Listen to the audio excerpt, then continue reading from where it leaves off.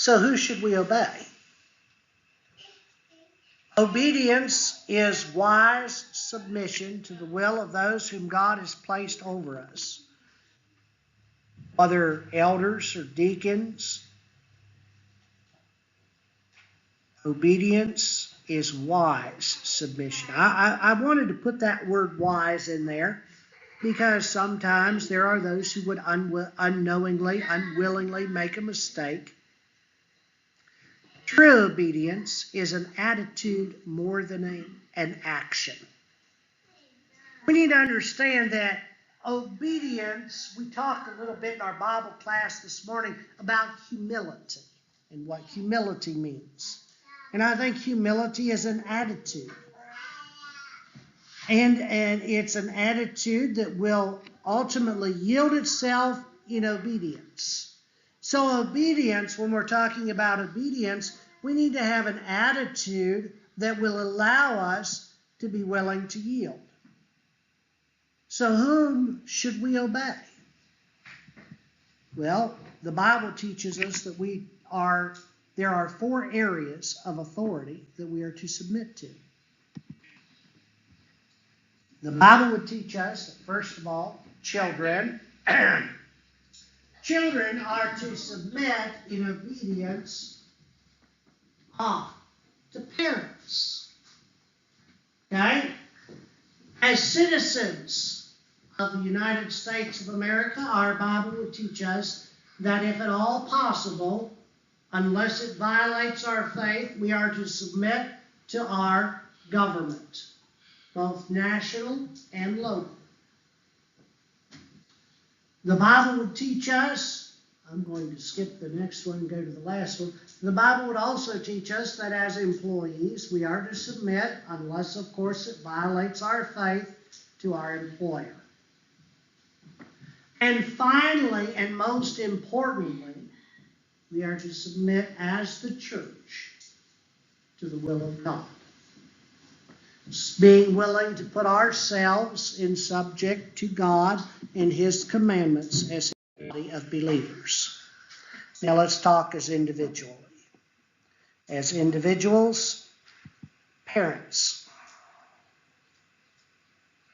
God wants children to obey their parents. Why does God want the wood duck to obey its mother?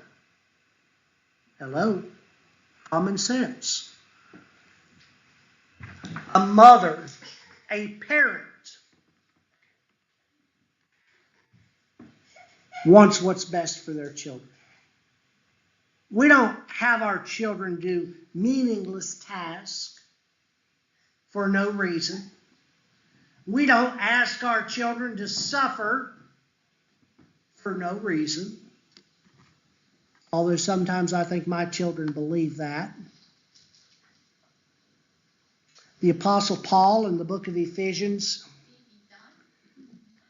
would help to remind us of this idea here.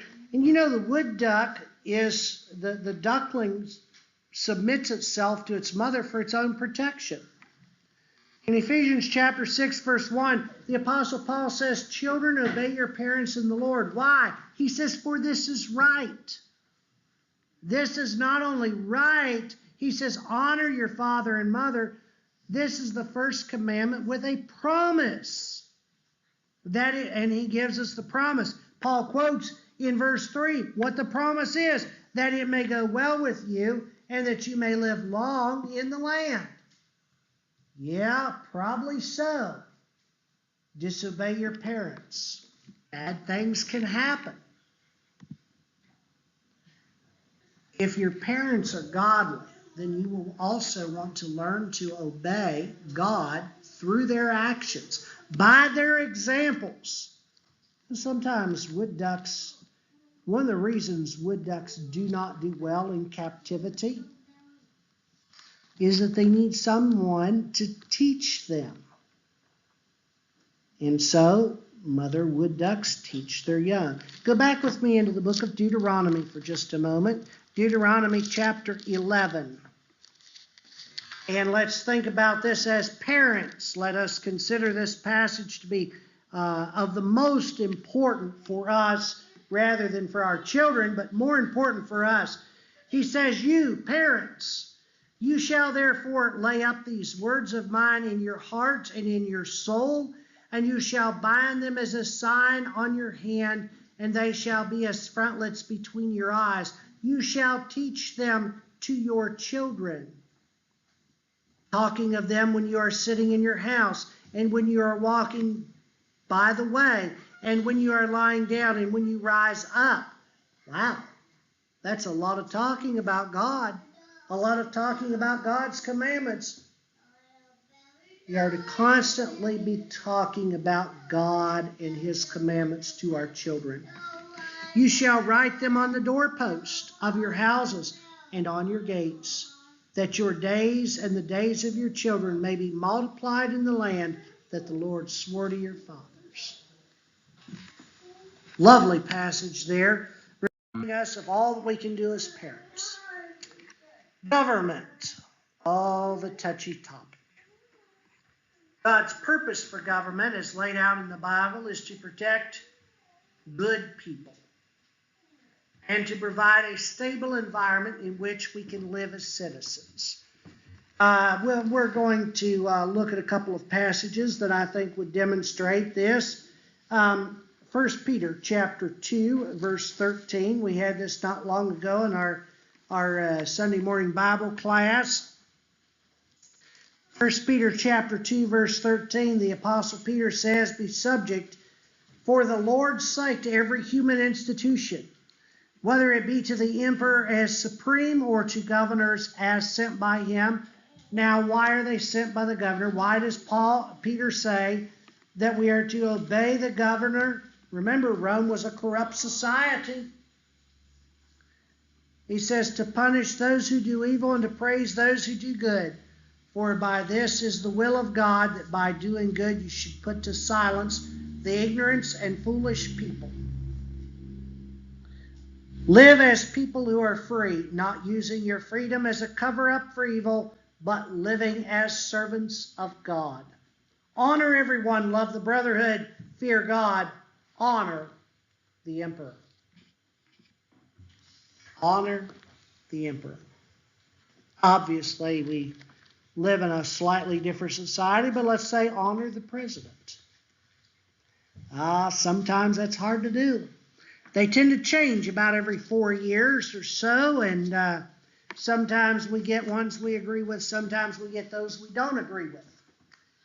But we still are to bestow honor upon that office. Romans chapter 13, here from the Apostle Paul, let every person be subject to the governing authorities, for there is no authority except from God. Well, there's a sobering thought, that every governing authority, every government exists because God allows it to exist. And those that exist have been instituted by God. Therefore, whoever resists the authorities resists what God has appointed, and those who resist will incur judgment. Why? Paul says, for rulers are not a terror to good conduct, but to bad. Would you have no fear of the one who is in authority, no fear of God, in other words? Then do what is good, and you will receive his approval. For he is God's servant, and God's servant for your good.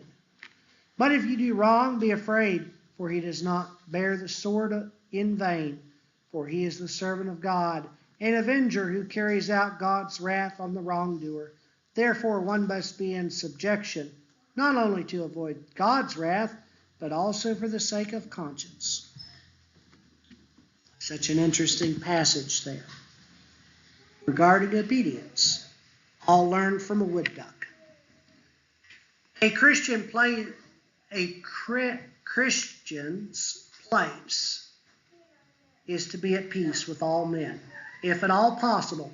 The Hebrew writer in Hebrews chapter 12 reminds us the importance of being peaceful with all men, if that is at all possible. We know from history there are times when it is impossible to live 100% submissive to governments. There are times when governments abuse their authority and abuse their power. We know that. But the Hebrew writer in Hebrews chapter 12 and verse 14 says, strive for peace with everyone and for the holiness without which no one will see the Lord. Strive for peace with everyone.